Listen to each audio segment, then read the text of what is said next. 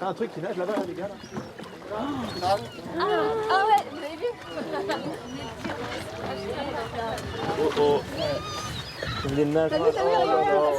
Ouais. Les frissons, tu vois.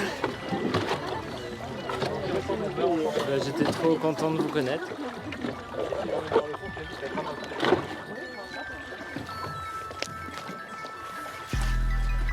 Are you ready? Yes.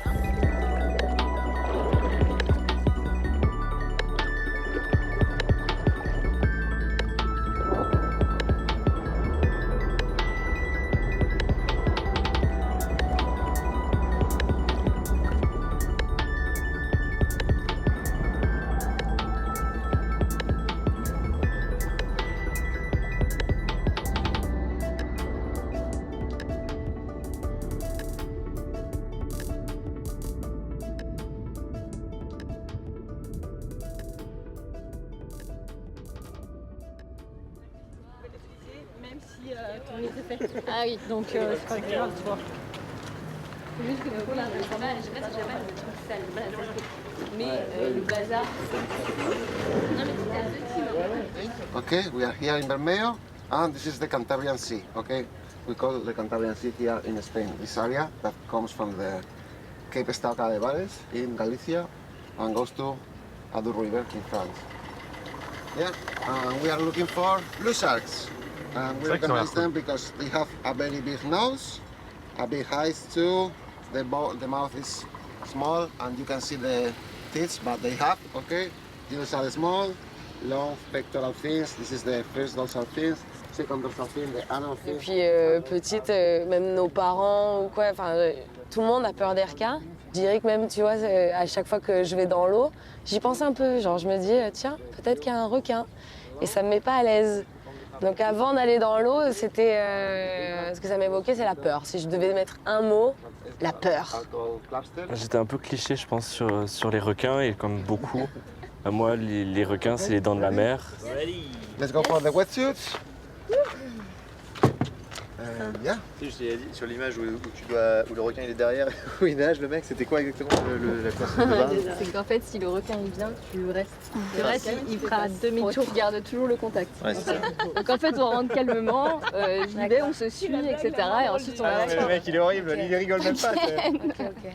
Mais en vrai, déjà fait ça, non? Pas avec des requins, mais avec plein d'autres animaux. Oui, même des orques, tu vois. Mais t'as plus peur des requins que des orques. Oui, c'est à croque à la base quand même. Les orques, c'est hyper dangereux. Hein. Oui, les orques, moi j'aurais plus peur d'un orque. Bon. Moi je pense que j'aurais plus peur d'un orque, c'est hyper impressionnant. C'est là, ça peut te. Non, mais attends, Tandis c'est que bon, le là, requin, moi au j'ai pire, déjà peur il d'un prend une requin. jambe, tu vois. On peut rester sur les requins déjà. Est-ce qu'on est tous à une jambe près, hein, finalement? Non, on en a deux au final. Bon, On en a deux. Au pire, si nous mord, ça fait pas mal. L'objectif, c'est d'aller à la rencontre du requin peau bleue en Espagne. Parce que le requin peau bleue, c'est le requin le plus pêché au monde. Et l'Espagne, ça fait aussi sens parce que c'est le premier pays européen pêcheur de requins et c'est le numéro 2 mondial. Florence, on est bien. Ok. Non, moi j'ai confiance en toi, du coup, allez. Moi aussi, moi je me dis, on travaille notre rapport à la mort. Non, mais c'est vrai. Vraiment. Avec notre Pour de vrai, moi j'ai. Moi, en fait, j'ai vraiment. J'ai pas du tout cette approche-là. Alors, j'ai pas du tout l'impression que je vais mourir, quoi. Ah non, mais moi j'ai pas l'impression que je vais mourir, mais je me dis, c'est intéressant d'aller dans un environnement et un monde que tu maîtrises absolument pas, dans lequel tu es vraiment inférieur aux autres forces de la nature. Les requins, il faut savoir qu'ils sont là depuis plus de 400 millions d'années. Ils sont plus vieux que les dinosaures, plus vieux que le premier arbre sur Terre. Et l'humain est en train de le massacrer à un rythme jamais vu. En 50 ans, on a perdu entre 70 à 90% des espèces de requins. Il y a plus de 100 millions de requins qui sont tués par an. C'est 3 requins à chaque fois qu'on respire. En fait, ils n'ont pas le temps de se reproduire. Là, ils sont massacrés à un rythme qui est beaucoup trop rapide. Donc c'est l'occasion d'aller rencontrer cette espèce incroyable et surtout de leur montrer que oui, c'est un prédateur, mais c'est surtout qu'il est plus menacé que menaçant et qu'au lieu d'avoir peur des requins, on devrait avoir peur qu'ils disparaissent.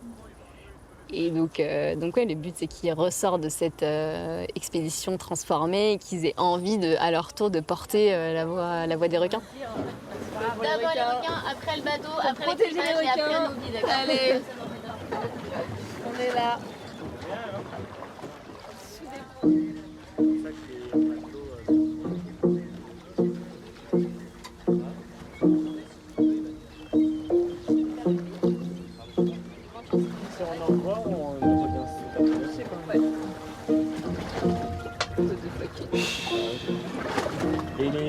7h50 ils sont. Il y a ici 2 heures arrive. Ah, quand même. Ah oui, mais vous n'avez pas dit qu'on était là pour la nuit. sieste. Ah si, ça dépend. Nous, la dernière fois, ça avait été 1h. C'était 1h la dernière fois. Putain, mais les gars, qu'est-ce qu'on fout, quoi? On essaie de sauver les requins. On essaie de sauver les requins. Juste ça.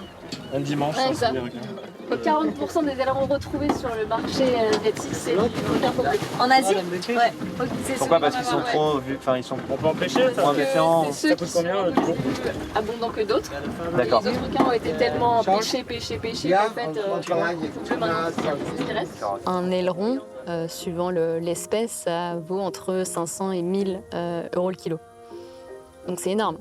En fait, c'est un business ultra lucratif. Et c'est pour ça aujourd'hui, en plus de toutes les menaces qui pèsent sur eux, la surpêche, les prises accessoires, la dégradation de leurs habitats, l'activité humaine, le dérèglement climatique, etc. Une, notamment des menaces qui pèsent sur eux, c'est la pêche pour leurs ailerons, donc le commerce d'ailerons de requins.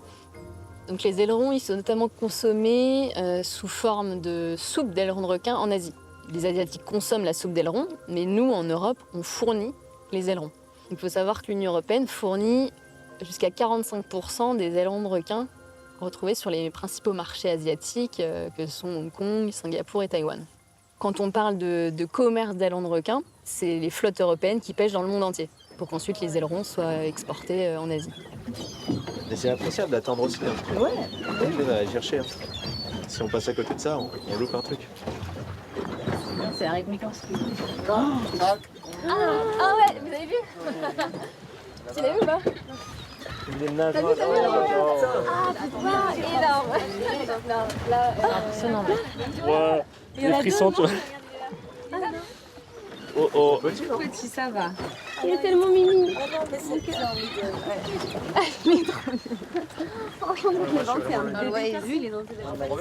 Et les basques, D'abord, il va vérifier là. Oh, Les vérifier quoi?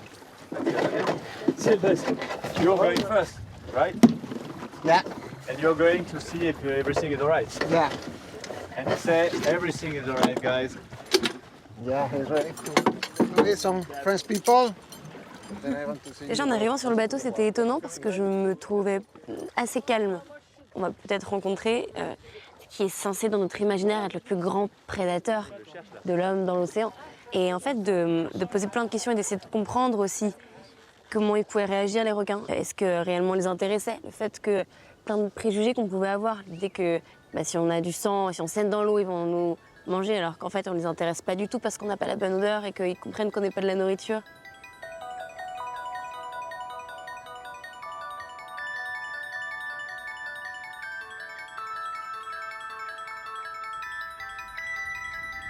Et au moment où j'arrive dans l'eau, tout s'évanouit. Il n'y a plus de peur. Ce qui est très étrange, hein, parce que j'étais persuadée que j'allais être terrorisée. Et ce qui s'est passé, c'est tout l'inverse. En fait, j'avais un grand sentiment de paix.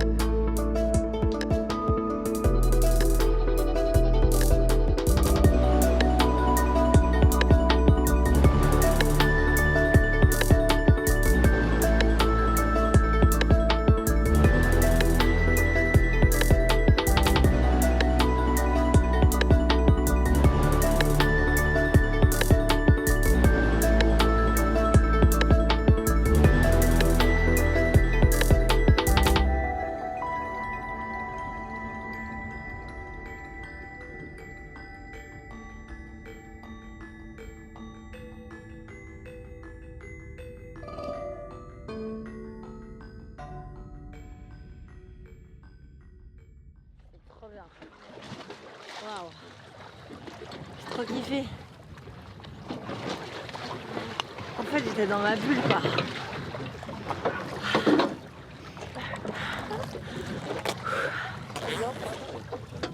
Parfois il montait comme ça vers toi. Ouais, ça c'est bizarre. Et t'es un peu en mode. Au début j'avais peur, j'étais même. Je pense à un moment donné, j'étais même pincée dans ton tuba. Et je cherchais la main ou quelque chose et puis je réalise que je te serrais le tuba. Ouais. Là on s'est regardé en mode. Je suis désolée, je sais pas ce que j'ai fait là. Ça va? Ouais, ça va. Ça t'intimide bien. Hein. Il est vraiment à côté et tu sais que t'es pas chez toi. Quoi. Les premières fois, j'ai pas fait la maline là. Je pense que le truc le plus important que j'ai appris hier, c'est la vulnérabilité de l'être humain. Je crois qu'on est tout le temps guidé par notre peur, les humains. C'est ce qui fait qu'on surexploite, qu'on surconsomme, qu'on accumule. Parce qu'en fait, on est un petit être fragile. Quand on nous remet dans le vivant, on n'est pas grand-chose, franchement. Hein. On n'a pas de grandes dents, on n'a pas de griffes, on court pas vite. On passe 12 heures par jour sur un clavier, on est totalement inadapté. Et donc là, ça te remet un peu face à cette réalité. Accepte d'être vulnérable, tu peux pas contrôler. Et ça réveille le beau. Moi, je pensais pas qu'il allait être aussi proche, tu vois. Je pensais qu'on allait voir un truc loin de... Ouais, ça c'est vrai. C'est ça, genre, ouais, t'as 20 cm de l'eau à passer en dessous et là tu rentres le ventre. Tu voyais la peau là. La couleur elle est. Pourquoi ils appelaient Et on parlait des yeux aussi, genre. à l'œil, c'est C'est incroyable. incroyable, il ressort comme ça complètement. J'avais pas du tout peur qu'il nous croque. Non, vraiment, aucune peur.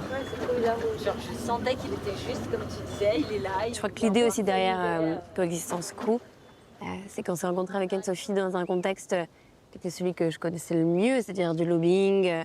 On avait tout fait pour avoir les 1 million de signatures pour qu'il y ait une initiative au Parlement européen. Après, c'était du lobbying dans les couloirs de Bruxelles. C'est quelque chose avec beaucoup d'adrénaline et des gens en costume gris qui décident de l'existence de ces requins qui n'ont probablement jamais vu de leur vie. Donc je crois que c'est aussi très important pour moi d'avoir cette rencontre en fait, avec un requin. Et que je suis d'une foi pour que ça nous bouleverse assez, pour que ça devienne un combat inébranlable. J'espère aussi qu'on va réussir à transmettre cette sensibilité, si bien qu'on n'ait pas besoin que tout le monde voit des requins bleus pour avoir envie de les protéger. Bah merci Anso en tout cas. Je suis hyper contente. Beau d'avoir L'objectif, c'est que tout le monde prenne conscience des menaces qui pèsent sur les requins, et notamment la menace du commerce d'ailerons, et surtout que tout le monde ait conscience du rôle que l'Europe joue là-dedans.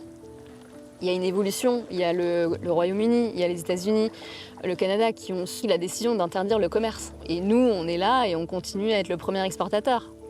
L'Union européenne a des ambitions en termes de protection de la biodiversité, Green Deal, des ambitions de la protection des océans, mais en fait, on ne peut pas avoir ces ambitions-là et être le premier fournisseur d'ailerons de requins vers l'Asie.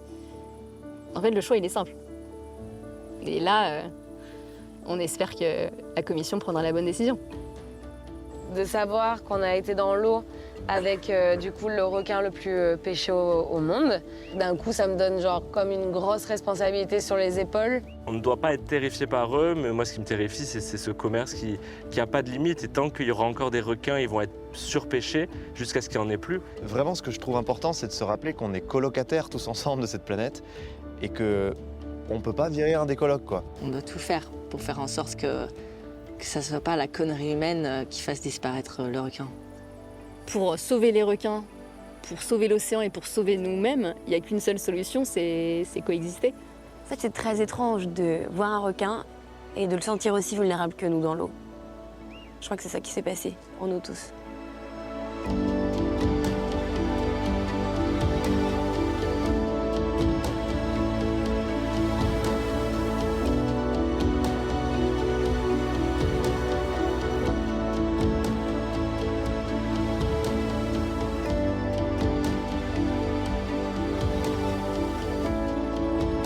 Les actions citoyennes marchent, parce qu'ensemble on est une force. Et moi j'espère avec Coexistence Crew que ça va continuer en fait.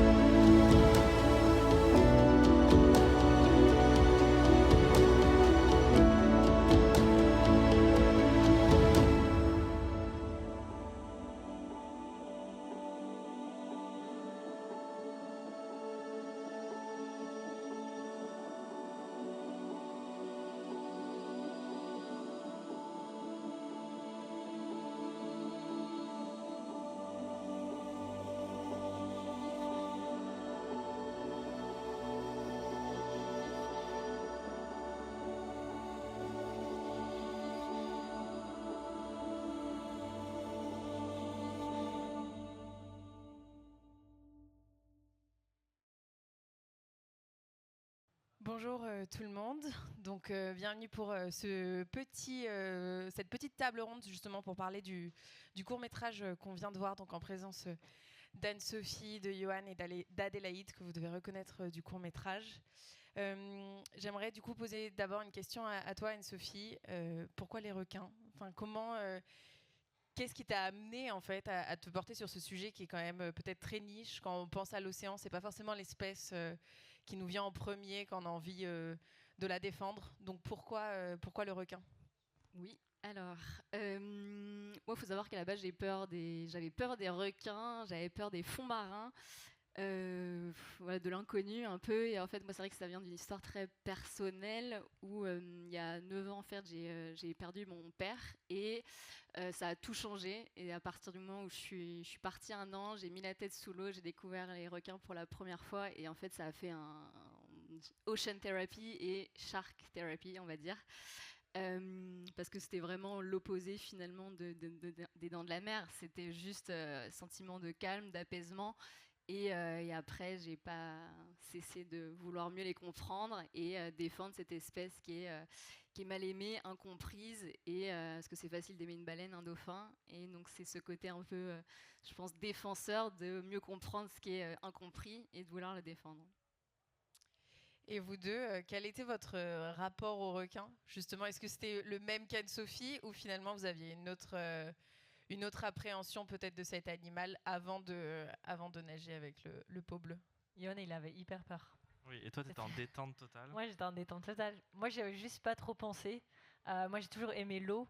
Je suis une grande nageuse, donc pour moi, les requins, j'ai pas beaucoup pensé. Et puis là, par contre, quand Ranso nous a proposé d'aller nager avec des requins, on était quand même... Enfin, toi, t'avais très peur. Tu vas expliquer après. Moi, j'avais pas trop peur, en vrai. J'avais hâte d'être dans l'eau parce que sur le bateau, je vomis. Donc, je préférais être dans l'eau avec le requin. Je préférais prendre le danger du requin que le danger du vomi sur le bateau. Donc, je vais rester là un peu plus longtemps. Donc, en réalité, c'est juste l'inconnu total. Et le fait qu'on n'en parle pas, que ça ne fait pas partie de notre narratif. Et quand ça en fait partie, c'est un narratif hyper négatif. Un prédateur dangereux. Il ne faut pas faire de surf, sinon on va se faire manger par un requin. Et c'était le seul truc dont j'avais entendu parler quand on parlait de requins. Et moi, oui, j'étais vraiment dans cet imaginaire du requin dangereux. J'avais vu quelques images, même pas le film en entier, mais quelques images petites des dents de la mer. Ça m'a terrifié, à tel point que dans une piscine tout seul, j'avais peur. Donc le niveau de peur, pas très justifié. Donc là, quand Anso me dit il faut aller nager avec les requins pour ne plus avoir peur. J'ai pas dit il faut, je t'ai laissé le choix quand même. Elle ne m'a pas laissé le choix. Il n'y avait vraiment pas de choix.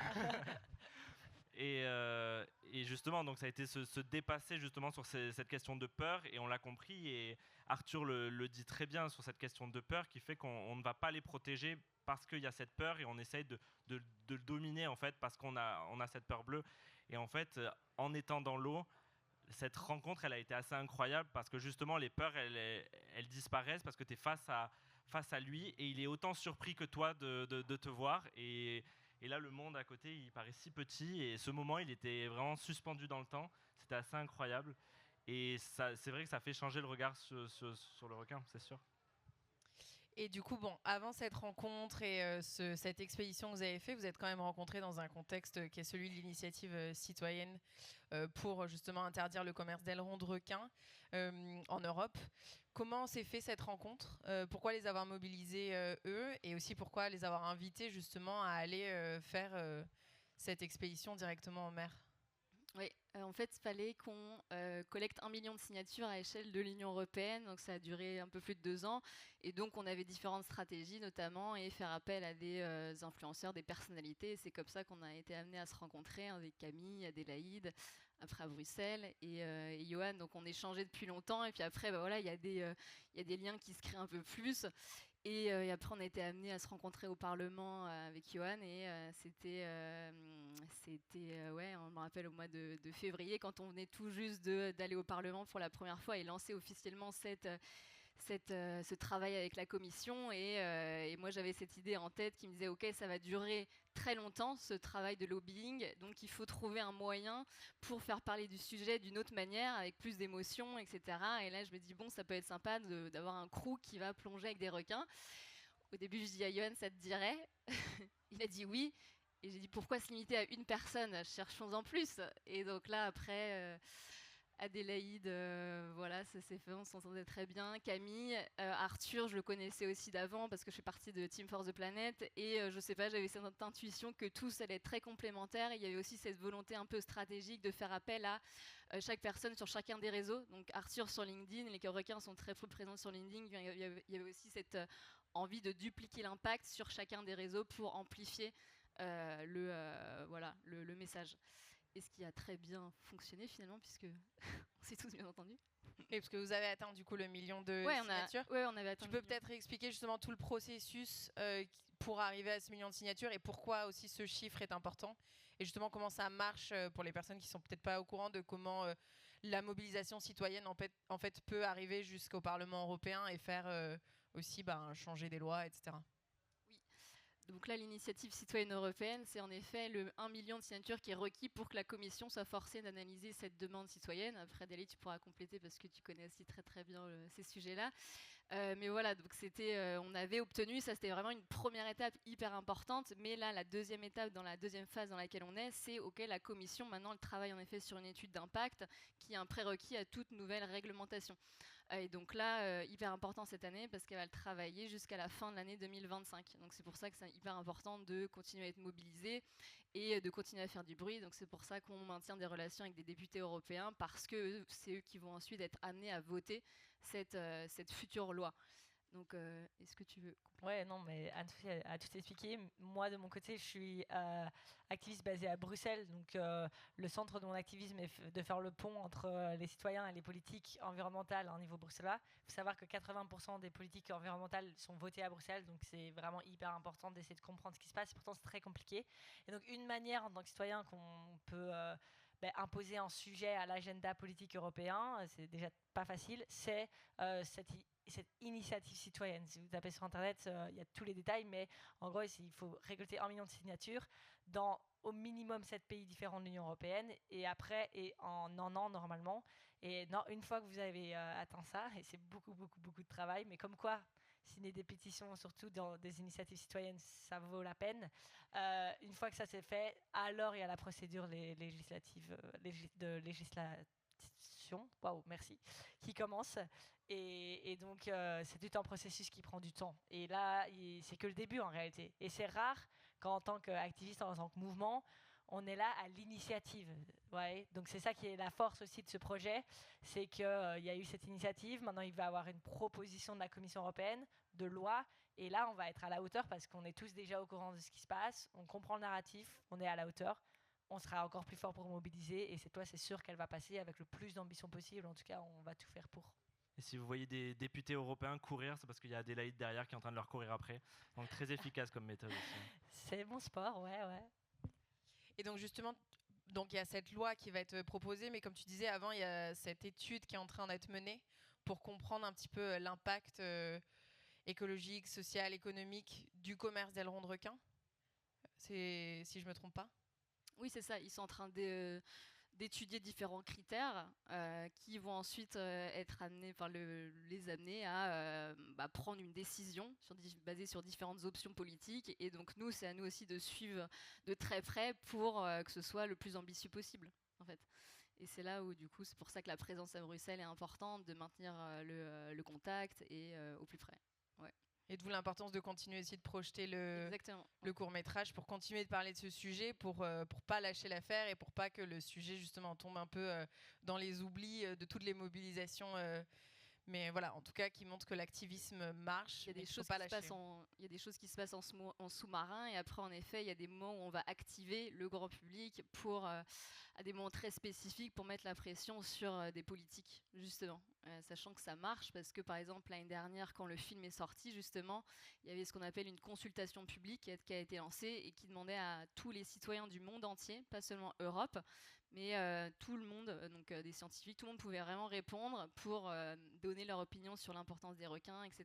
Donc c'est pour ça que le film est sorti aussi, pour relancer le sujet et avoir un maximum de réponses. Et on a eu 3000 réponses, ce qui est énorme pour une consultation publique parce qu'en moyenne, il y en a peut-être, je sais pas, une centaine, 200 réponses à peu près. Donc en fait, ça marche et ça monte, ça envoie un signal fort aux politiques en disant que le sujet est entendu. Et ouais, donc ça, c'est vraiment hyper important. Et aujourd'hui, justement, peut-être pour les personnes qui sont intéressées dans la salle, comment on peut soutenir Coexistence, comment on peut être tenu au courant des avancées, comment on peut être mobilisé justement sur ce sujet? Là, c'est suivez sur les réseaux. Coexistence Crew, il y a aussi Stop Finning EU, c'est le compte principal de la campagne. Et ensuite, à des moments clés, on va réactiver quand, au moment opportun, il faudra mettre un peu de pression sur les politiques. Voilà. Ok, super. Donc tout le monde sur les réseaux, LinkedIn, Instagram, on suit. Pourquoi du coup après, donc il y a eu toute cette mobilisation, donc notamment dans les couloirs du Parlement, etc. Pourquoi avoir voulu amener du monde à la rencontre du requin en fait? Quel a été le chemin, quelle était l'intention derrière cet expé? Je pense qu'il y avait plusieurs intentions. Il y avait déjà la première, je l'ai dit, c'était de continuer à maintenir le sujet visible. Donc le film devienne un outil. Et que tous ensemble, là, par exemple, ce qu'on fait, c'est vous étiez peut-être pas au courant du sujet, donc c'est hyper important. Il y a ce côté-là, et après il y avait un deuxième côté aussi un peu plus personnel, c'est qu'en fait l'activisme, ce qu'on fait, c'est dur. Parfois, ça demande de l'énergie. Et moi, j'avais envie aussi, ce côté, c'est pas de les remercier, mais presque, parce que c'était aussi une aventure humaine qu'on allait vivre. Et il y a ce côté, il y a ce côté de la mission hyper importante et aussi d'avoir un attachement émotionnel aussi pour qu'eux ils soient encore plus engagés. Moi, je l'étais déjà émotionnellement, mais je pense que ça vous a donné encore plus envie de les comprendre et de porter le sujet. Et aussi un moyen de se reconnecter en fait à ce pourquoi on fait ça.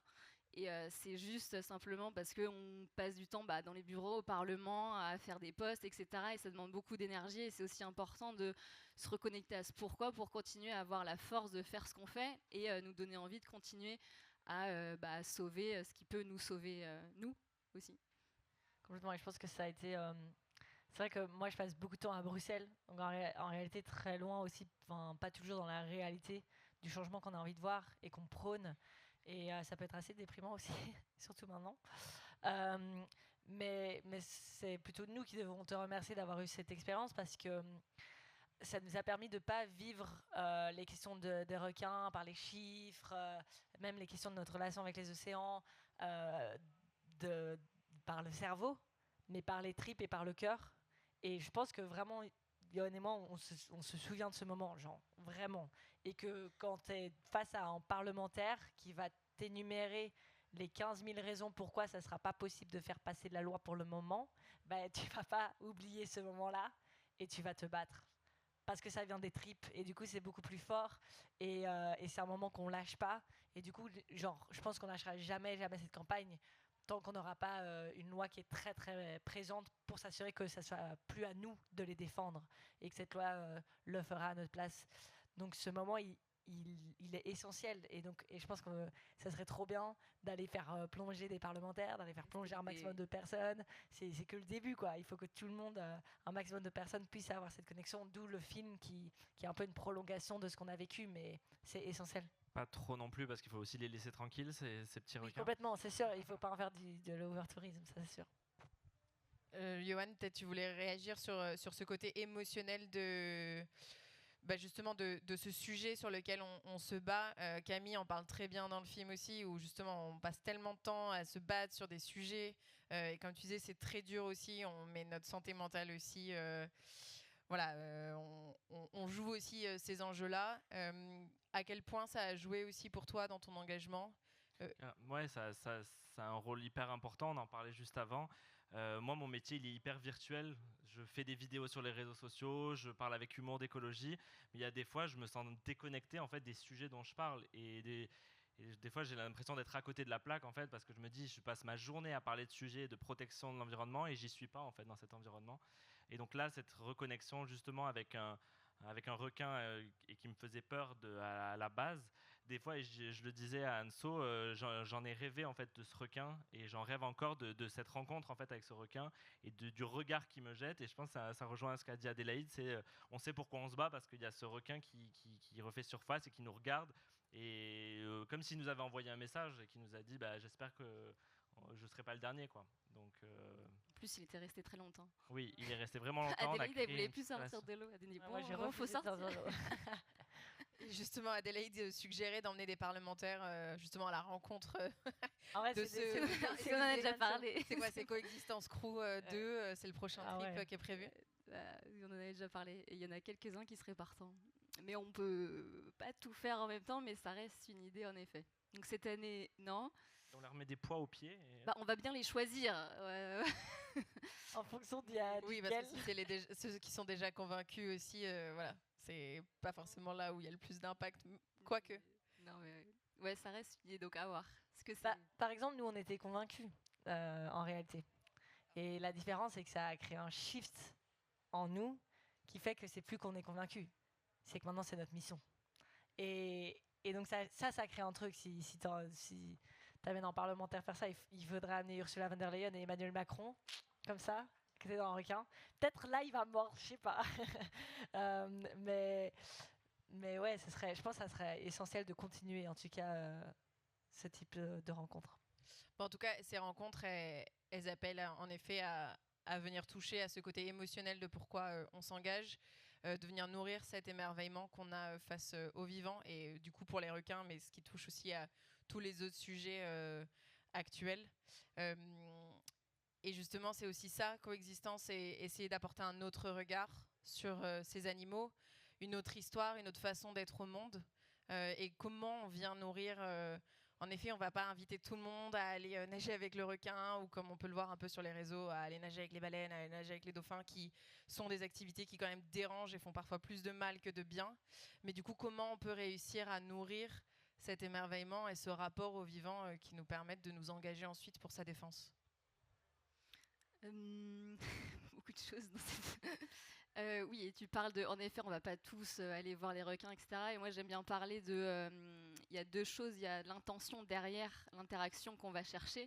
Donc nous, derrière, on a fait appel à un bateau, un opérateur touristique, mais derrière, il y avait une vraie intention. On allait défendre quelque chose. De la conscience. Donc en fait, c'est juste, on ne va pas aller à l'autre bout du monde, je ne sais pas, juste pour tiquer, ah, j'ai envie de voir une baleine et je le fais. C'est derrière, qu'est-ce qu'il y a, pourquoi je le fais.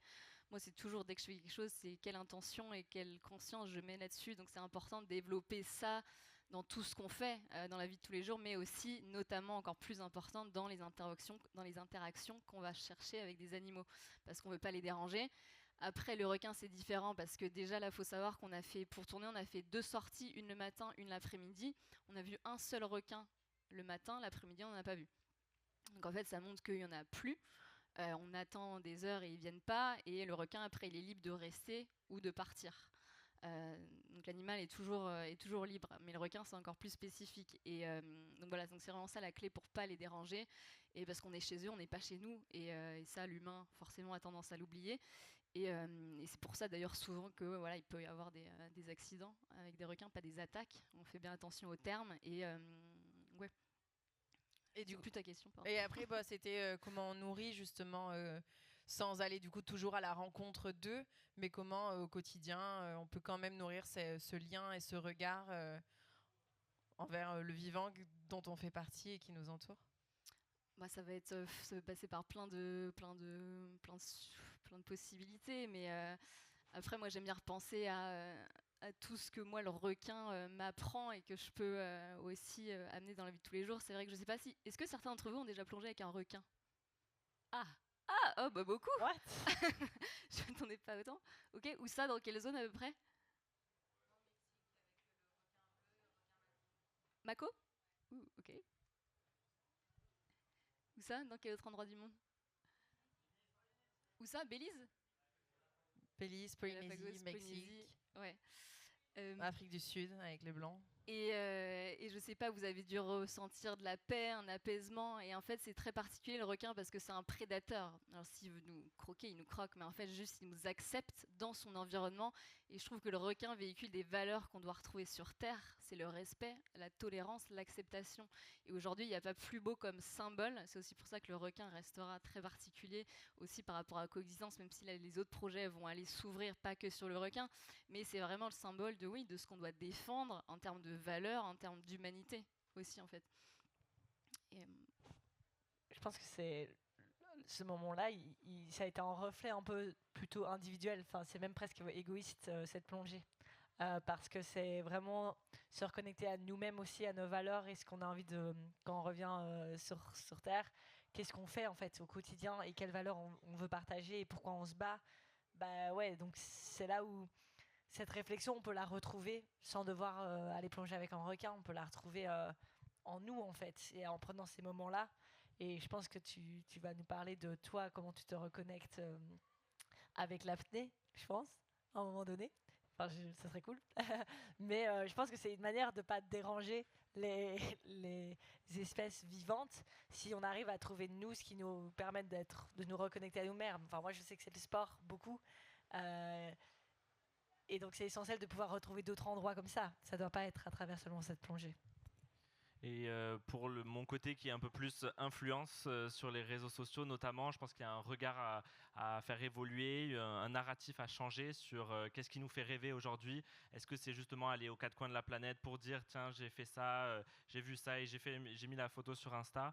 Et je pense qu'il y a une grande responsabilité pour tous les influenceurs aujourd'hui et les influenceuses sur qu'est-ce qu'on raconte et comment on parle de tout ce qui nous entoure. Et donc ça, c'est un gros enjeu à l'heure actuelle parce qu'on peut voir, on ne part pas forcément dans la bonne direction. On est toujours dans la consommation, dans la surconsommation. Et je pense que les requins, c'est un des sujets, mais qui nous font repenser en fait comment on se reconnecte à la nature directement, comment on en parle sur les réseaux et comment on essaye de changer le narratif autour de cette reconnexion. Du coup, bon, Adélaïde, voilà, attendu la perche sur l'apnée. Donc, la perche, oui, parce que du coup, au-delà de ça, je suis donc instructeur d'apnée, je fais aussi de la compétition. Et c'est vrai que moi, l'apnée, il y a un vrai parallèle avec le requin derrière, puisque c'est comme un miroir, en fait, de notre état mental. C'est 6 mois à l'intérieur, je suis bien, je suis calme, l'interaction avec le requin va très bien se faire. En revanche, si dans ma tête j'ai la musique des Dents de la Mer, voilà, ça va avec la cata. Et l'apnée, du coup, c'est pareil. Pour moi, c'est un vrai moyen de me reconnecter à mes émotions, mes sensations, de ralentir aussi dans un monde qui nous surpressurise, ce système qui nous pousse à toujours accélérer, à nous pousser à bout. C'est savoir s'extraire de ça. Et moi, je le fais via l'apnée, la respiration, entre autres, je ramène tous les bienfaits de l'apnée sur Terre. Et donc ça, c'est vraiment, quand j'ai pas accès à la nature, la profondeur, les requins, etc. C'est en effet, si je le fais dans l'eau, introspection par l'apnée. D'ailleurs, tu peux aussi nous parler, parce que Adé a pris son premier cours d'apnée à Bruxelles la semaine dernière. On a fait ça. C'est pour ça que j'en parle aussi. Oui. Trop fort. Parce qu'on était à Bruxelles, littéralement en plein milieu d'une semaine d'activisme qui n'a souvent aucun sens et qui est très intense et qui est très liée à la purement politique, médiatique et qui nous rend très anxiogènes aussi et en même temps très heureux parce qu'on s'organise. Mais bref. Et c'est vrai que Anne-Sophie m'a amené dans une piscine. Pardon ? Dans une fosse, ouais. Dit comme ça fait un peu peur. Et j'avais très peur en fait parce que moi je pense que je lui ai dit non mais moi je peux pas faire de l'apnée, je peux pas descendre parce qu'en fait mes oreilles je pense que ça va pas marcher. En plus j'ai des sinus qui sont pas top et tout, donc ça va pas le faire. J'étais persuadée que j'allais pas pouvoir le faire et elle m'a donné les petits tips et tout si vous y connaissez pardon. Et j'ai pu descendre jusqu'à 10 mètres. La piscine n'était même pas assez profonde. Voilà. Non, mais en réalité, j'ai été hyper surprise de ce moment de déconnexion totale, mais de reconnexion intense. Et c'est un moment où, en fait, par exemple, je descendais avec les yeux fermés, tellement j'étais centrée sur ce qui se passait pour moi. Et donc, encore une fois, c'est très égocentré, mais c'était un moment très très fort de reconnexion avec la raison pour laquelle le lendemain matin je me réveille et on est reparti à essayer de courir derrière des parlementaires. Mais donc c'est un moment qu'on peut retrouver aussi du coup à Bruxelles et qui était hyper lié à ce qu'on a vécu là dans le film. Et donc c'est par ça que je voulais dire tout à l'heure qu'il y a moyen de retrouver ces connexions très intenses en fait envers nous-mêmes, et souvent c'est des histoires très personnelles sur lesquelles il faut jouer et pas repousser, et plutôt les accueillir et voir qu'est-ce que ça veut dire pour nous et pour notre engagement et pour notre société. Et du coup, ça reste, je pense, quelque chose de très, très, très personnel. Et donc, merci Anne-Sophie de m'avoir encore fait vivre une expérience de fou avec l'eau, quoi. Qui n'est que le début. Yeah. Oui, parce que tu dis que c'est quelque chose d'égocentré, mais en même temps, je pense que c'est important de se reconnecter à soi et de venir nourrir cet engagement, que ce soit via en effet la rencontre, la reconnexion avec les autres espèces, etc. Mais aussi via l'apnée, via la respiration, etc. C'est égocentrique et en même temps notre engagement il commence aussi là. Donc c'est important d'en prendre soin. C'est vrai. Surtout aussi que si voilà, on est, enfin moi l'apnée c'est aussi un outil pour se reconnecter à nous, mais si on est connecté à nous, on se reconnecte aux autres. Les interactions sont meilleures, que ce soit humain, pas humain, et du coup on est ouvert à l'environnement, on accueille avec de la compassion vraiment tout ce qui manque dans le monde actuel. Hein. Elon Musk parle que l'empathie, la compassion c'est faible, mais non, pas du tout, on a besoin de ça. Donc c'est vraiment remettre ça sur le devant de la scène et pour mieux protéger le vivre aussi, en fait, et c'est ça la clé aujourd'hui. Merci. Je vois qu'il reste un tout petit peu de temps, peut-être pour prendre quelques questions de la part de vous. Je ne sais pas si on peut... Ouais, il y a des micros. Parfait. Merci beaucoup pour le film et tous ces échanges hyper enrichissants. Vous parlez beaucoup de narratif et de l'importance du choix des mots. Et le mot environnement, j'ai toujours un petit peu de mal en fait avec ce mot-là parce qu'il y a un peu cette notion que c'est quelque chose qui nous entoure et donc dont on est séparé. Et par exemple, j'ai beaucoup travaillé avec les peuples autochtones. Ce mot n'existe pas dans leur langage et même le mot nature n'existe pas tellement en fait ils se considèrent faire totalement un avec cette nature parce qu'en fait on est la nature. Et donc c'est vrai que dans les milieux écologiques et écologistes et activistes, le mot environnement il est très souvent utilisé, mais voilà c'est juste peut-être une invitation, une réflexion en fait sur ce mot-là, parce que environnement vraiment c'est vraiment autour de nous et donc du coup c'est comme si on n'en faisait pas vraiment partie, c'est comme si on avait un regard un peu extérieur. Et alors peut-être je sais pas si le mot nature fait plus de sens, mais voilà en tout cas c'est une réflexion que j'ai sur ce terme-là. Et tu touches exactement le deuxième documentaire qui est en train d'être tourné avec Coexistence. On a commencé à tourner un deuxième documentaire qui va se passer en Dominique et qui va exactement mettre en avant ça. Parce qu'on n'est pas séparés de la nature, on est la nature. Et c'est ça exactement ça le sujet. C'est comme quand on dit protéger la planète, comme si la planète, elle en avait quelque chose à faire, elle s'en sortira très bien toute seule. C'est nous qu'on essaye de survivre et on est en train de se tirer une balle dans le pied en fait. Et donc c'est vraiment ça, ou quand on dit par exemple, j'ai besoin de me déconnecter, je vais être dans la nature, ben non, justement tu vas te reconnecter. Et c'est vrai que je pense que le choix des mots, il est pas important et il montre beaucoup de notre lien avec la nature qui a été défait et qu'il faut essayer de refaire, de recréer. Moi, je suis tout à fait d'accord. Et justement, moi, j'aime pas utiliser le mot nature, justement, parce que je trouve que du coup, c'est encore une séparation. J'aime pas le mot planète. Alors là, tu défends ta planète, ta cause. Aussi, le fait de dire c'est ta cause aussi. Enfin, il y a plein de manières aujourd'hui qui nous séparent des autres. Et en même temps, c'est vrai que j'utilise beaucoup encore le mot environnement, parce que c'est peut-être celui qui est le plus proche, justement, de se dire on y est. Enfin, moi en tout cas je le vois, je me sens faire partie de l'environnement, mais c'est vrai que c'est peut-être pas encore il n'y a pas encore un bon mot, on peut en inventer un. Peut-être que certains ici ont un mot. Ouais, l'écologie. Oui, qui est à la base aussi l'écologie et un terme scientifique pour dire l'étude des écosystèmes et qu'on a transformé en fait la défense de l'environnement. Enfin voilà. Ouais. Mais pareil, c'est en effet le choix des mots. Mais tu en parlais avec attaque et accident. Justement, il faut éviter de dire on parle d'attaque de requin, mais ce sont des accidents. Ouais, le poids des mots est hyper important. Après, ça rentre dans le subconscient et ça tourne en boucle. On en parle du requin dans la Seine. Le film, en fait, il est sorti en même temps, je pense que... Oui, l'année dernière. Parce que l'année dernière, j'étais à Film for Change pour réenchanter le récit autour du requin. Et donc, du coup, c'était un vrai sujet de repitcher devant des producteurs et réalisateurs.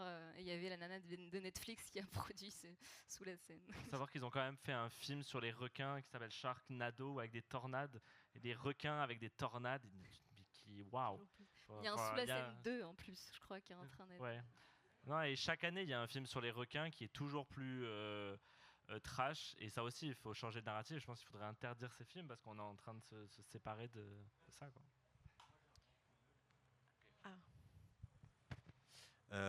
Du coup moi j'ai un entre-deux on va dire au niveau du sujet, c'est Man-Eater.